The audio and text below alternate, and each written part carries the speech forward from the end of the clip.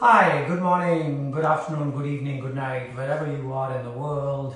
As you can see, it's nice and warm where I am here in California, and getting to be 70 degrees or so. So it's quite nice actually here. The sky is blue, all is good. Anisa is here. And so here we are again together. I played a couple of relas up ahead when we started. As a kind of a beginning tribute to the man, my father, because today is what, the 24th, and in 5 days on April 29th is his 101st birthday. And so I just thought that it's not going to be Friday on that day, so we will just start it off here, and during the week let's all of us like share photos and anecdotes or whatever about him that you might have in your possession. So I'm looking forward to a little contact there from you all. So yeah, happy birthday, Abaji. So there's that. And so I played two relas up front, and one of them was his, which was Zakir Natak Academy, with the middle finger being a prominent element in that rela, and the Dina of course. So I believe that there were many raws that he created which dealt with Dina, and probably a very detailed visit of that particular phrase, not Dine Gene, but Dine. And he was a master at that, and the kind of balance he had between this open sound and everything else that's closed, but evenly balanced and coming out like this one complete row was just fantastic to hear and and marvel at. So that's what I did. I offered a tribute, and so we'll move on forward from there. And I wonder if there's a question or two that we might want to begin with. And so yeah, so do we have a question? We do. Madam Laya Kari. Laya Kari. Laya Kari. Okay, it's definitely not like Meena Kari or Ada Kari. And it's something that we all want to have adhikari on, but it's a little difficult. Laya Kari is obviously, we are talking about having a good sense of time, knowing exactly where the sum is. This is one thing that my father always used to say, "Beta, sum ko dekho." And so, what did that mean? I mean, I'm still trying to decipher many hidden interpretations and meanings in that one line, "Sum ko dekho." It's not yet revealed totally, but I imagine in a basic sense that he meant that if you know where the sum is, working backwards, then you already know how much distance you have to cover, and keeping that in mind, you can also then make out what the terrain is, whether it's an uphill road or whether it's a curvy road, whether it's a downhill road, or all combinations, and how you will traverse through it. So that is something that maybe he was referring to, one. And secondly, when you know the sum, you also in reference know where you are, and so when you know where you are obviously aware of which beat of the rhythm cycle that is. So if an automatic, a built-in recognition of that develops inside of you, that is in a way a beginning of trying to become a layakar. So it's important to have good timing. It's important to be aware of your position in the development of or the traveling of the rhythm cycle as it's laid out, and also knowing your destination. and seeing on the map what that kind of road that is and how you will get there. I mean, sometimes you say, okay, I'm going to go from point A to point B and I'm going to take highway number so and so, and I'll get off on this road and go to this little town and have some, you know, you go from Bombay to Pune, in the old days stop at Khopoli, have biryani, or get into the train and go to Pune and stop at Karchat and have barata vadas, whatever. I mean, so those are things that you've already got in your head, you've planned it, and you know your destination is Pune. So yes, all this is easier said than done, but this is exactly where you need to be. So having said that, how do you, take off, and how do you start off moving towards being a layakar? It's a question that has haunted a zillion rhythmists and instrumentalists. Some of it is natural born. You are able to, find your way from one point of a city to another without having a map. It's a built-in something, or some places where you've been before, you go once and you already know the way again, how to get there, even in a strange city. So these are things that sometimes you have inside of you, certain DNA that makes it possible. But the other way, of course, is to be able to know your language. As they say in the world of acting, know your lines. You must know your lines. If you don't know your lines, you will be faltering along and trying to figure out what to say, or stammering through, when your turn comes to speak on the camera. So know your lines, and that in this sense means, know your vocabulary, know the language totally, understand the combinations and permutations that you can come up with in this language. And so that helps in the sense that if you're going 13, 14, 15, 16, da, da, gina, da, gina, da, gina, da, gina, da, da, gina, da, gina.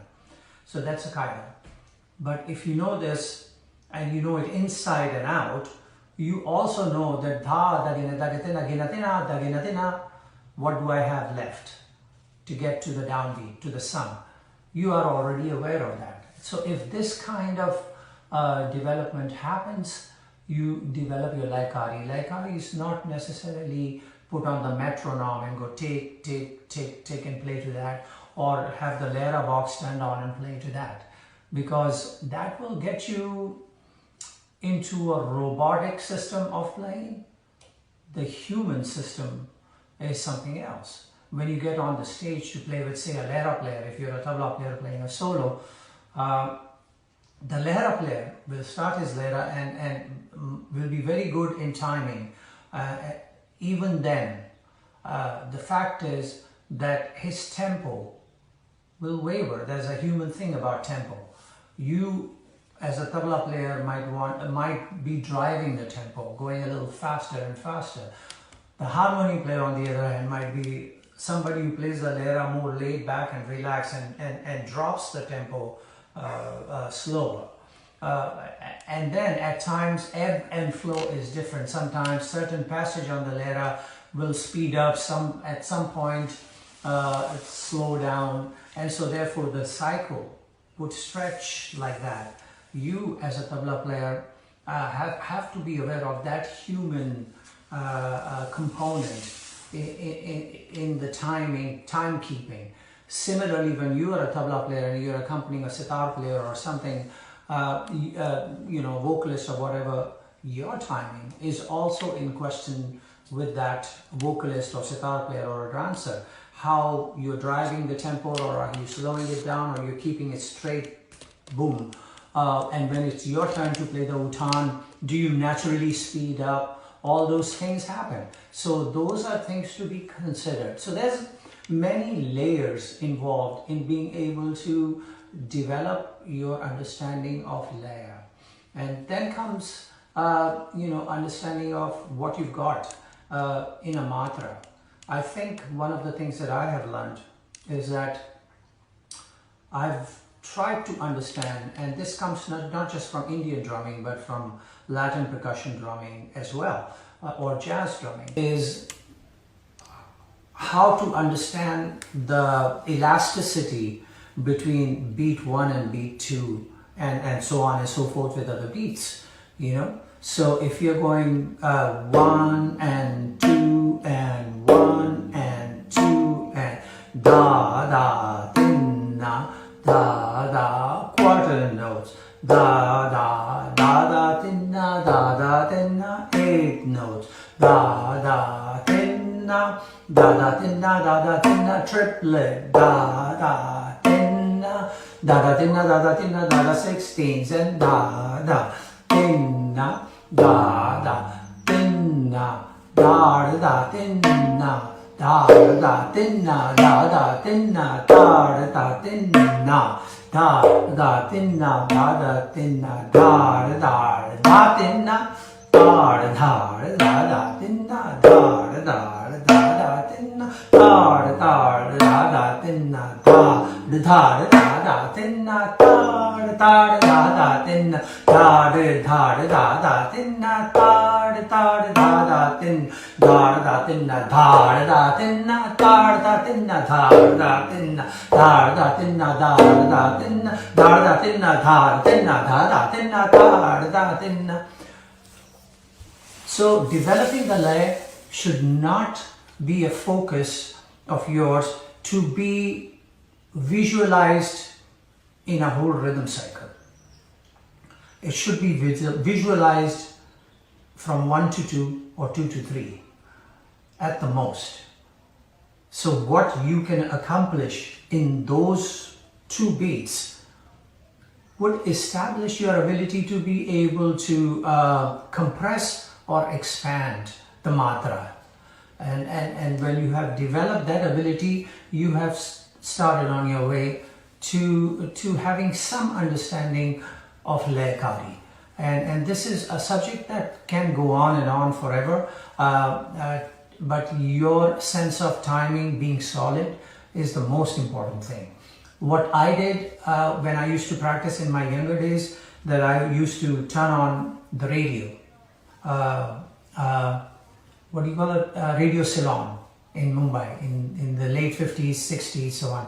And then songs would come on of great music composers, and Lataji singing, or Rafi Saab singing, Kishore Da, Mukesh Ji, everybody. They were all singing the songs. I would play a qaida, for instance, or a rela, or a chalan, or rag on a song. And then the next song would come and I would play the same on the next song. The tempo may be different. And the way the song either slowed down or speeded up kind of gave me an idea of how the same pattern would emerge in different tempos, and then also how to treat it. So that was my basic understanding of playing compositions, and that's how I developed my portfolio of compositions like uthans and qaidas and tihais and relas and so on in different tempos. So then when I would get on and play on the stage with a sitar player or a sarod player, I would then know that at this tempo I'll play that, at that tempo I'll play that, and so on and so forth. So that was the beginning of how I developed my understanding of lay and my control over how I saw my travel through the beat zone to arrive at a concert knowing what a sitar player does, they play in, and so on, and so and how to be ready to be able to play my compositions in those. So Laikari, again, a very detailed subject. It's hard to just speak about it in this manner, but just a short take on it from me. And if there are other maestros watching or something, please chime in. And speaking of other maestros, I have to mention my dear Guru Bhai Pandit Yogesh Samsi on Wednesday, which I think is April 29th, my father's birthday.